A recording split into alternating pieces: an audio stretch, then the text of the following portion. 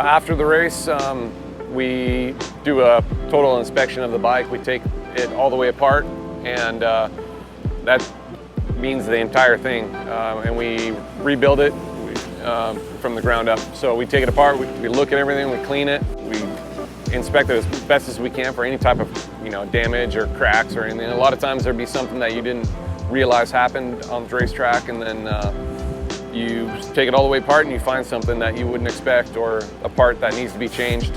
A lot of times it's nothing, you just clean it up and make it look pretty again, but there's certain parts you change here and there, but other than that, it's just a total inspection of the bike.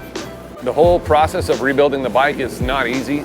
It's for sure the hardest part about being the mechanic or a mechanic, especially on a factory team, because a lot of times the day after a Supercross race, you're not getting to bed until after midnight, and even then, because you're so emotionally invested in the whole thing, you're kind of jacked up from the whole thing. So just getting to bed is kind of tough, and then you got to be able to be ready to go at 7, 8 in the morning or whatever time you and your team decide to start. A day like today, when we're all here, is a lot easier because there's a lot of people here. We're helping.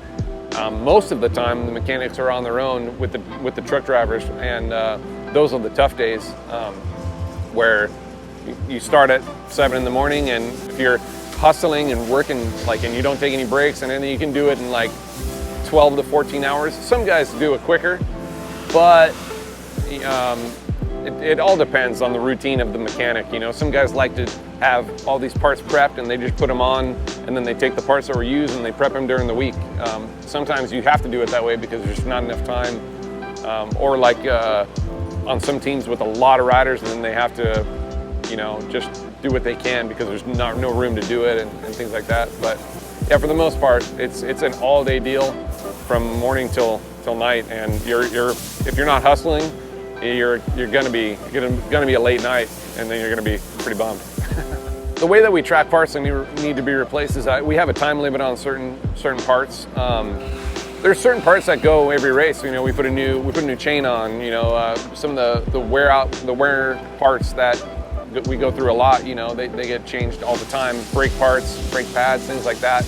They could be okay and usable, but we start off fresh, and then we try to use a lot of the older parts for practice bikes or something like that, and so that we can recycle some of our parts that are still totally good.